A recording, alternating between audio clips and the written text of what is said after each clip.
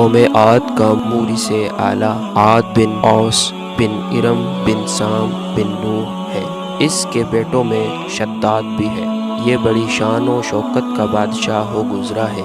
اس نے اپنے وقت میں تمام بادشاہوں کو اپنے جھنڈے کے نیچے جمع کر کے سب کو اپنا مطیع اور فرما بردار بنا لیا تھا۔ اس نے پیغمبروں کی زبان سے جنت کا ذکر سن کر براہ سرکشی دنیا میں ایک جنت بنانی چاہی اور اس ارادے سے ایک بہت بڑا شہر بنایا جس کے محل سونے چاندی کی اینٹوں سے تعمیر کیے گئے اور زبر و جد اور یاقوت کے ستون اس کی عمارتوں میں نصب کیے گئے اور ایسے ہی فرش مکانوں میں بنائے گئے۔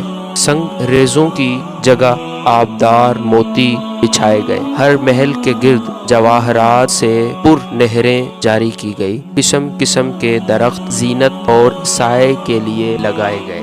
الغرض اس سرکش نے اپنے خیال سے جنت کی تمام چیزیں اور ہر قسم کی عیش و عشرت کے سامان اس شہر میں جمع کر دیے۔ جب یہ شہر مکمل ہوا تو شداد بادشاہ اپنے اعیان سلطنت کے ساتھ اس کی طرف روانہ ہوا۔ جب ایک منزل کا فاصلہ باقی رہ گیا تو آسمان سے ایک ہولناک آواز آئی جس سے اللہ تعالیٰ نے شداد اور اس کے تمام ساتھیوں کو ہلاک کر دیا اور وہ اپنی بنائی ہوئی جنت کو دیکھ بھی نہ سکا۔ حضرت امیر معاویہ رضی اللہ تعالی عنہ کے دور حکومت میں حضرت عبداللہ بن قلابہ اپنے گمشدہ اونٹ کو تلاش کرتے ہوئے صحرائے عدن میں گزر کر اس شہر میں پہنچ گئے اور اس کے تمام زینتوں اور آرائشوں کو دیکھا مگر وہاں کوئی رہنے بسنے والا انسان نہیں ملا تو یہ تھوڑے سے جواہرات وہاں سے لے کر چلے آئے۔ جب یہ خبر حضرت امیر معاویہ رضی اللہ تعالی عنہ کو معلوم ہوئی تو انہوں نے عبداللہ بن قلابہ کو بلا کر پورا حال دریافت کیا اور انہوں نے جو کچھ دیکھا تھا سب کچھ بیان کر دیا۔ پھر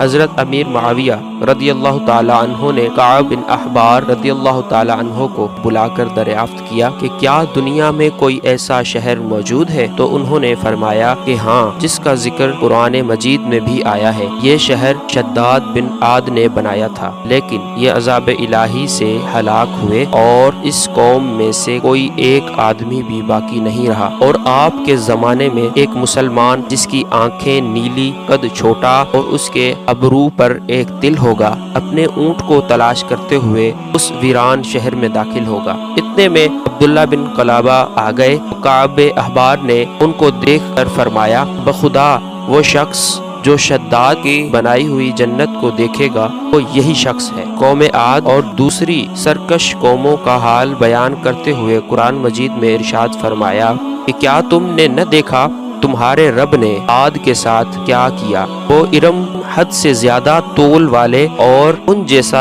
شہروں میں پیدا نہ ہوا، اور سمود جنہوں نے وادی میں پتھر کی چٹانیں کاٹی، اور فرعون جو سخت سزائیں دیتا، جنہوں نے شہر میں سرکشی کی پھر ان میں بہت فساد پھیلایا، تو ان پر تمہارے رب نے عذاب کا کوڑا بقوت مارا۔ درس ہدایت: اللہ تعالیٰ کو بندوں کی سرکشی اور تکبر اور غرور بے حد ناپسند ہے، اس لیے خداوند قدس کا دستور ہے کہ ہر سرکش اور متکبر قوم جس نے زمین میں اپنی سرکشی اور ظلم و عدوان سے فساد پھیلایا، اس قوم کو قہر الہی نے کسی نہ کسی عذاب کی صورت میں ظاہر ہو کر ہلاک و برباد کر دیا۔ شداد اور قوم عاد کے دوسرے افراد سب اپنی سرکشی اور تکبر کی وجہ سے خدا کے مبغوض ٹھہرے، اور جب ان لوگوں کا تمرد اور ظلم و عدوان اس درجے سے بڑھ گیا کہ روئے زمین کا ذرہ ذرہ ان کے گناہوں اور بدعمالیوں سے بلبلا اٹھا،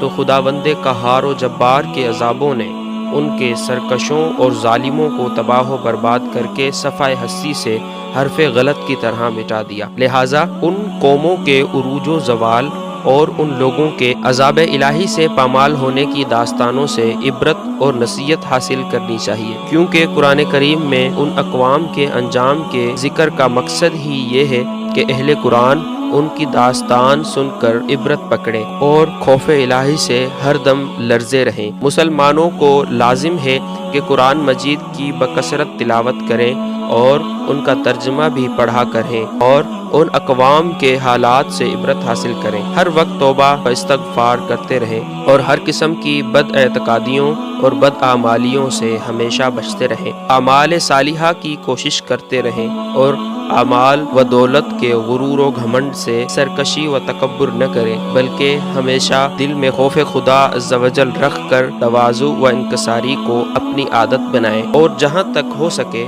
اپنی زندگی میں اچھے اعمال کرتے رہیں۔ واللہ هو الموافق۔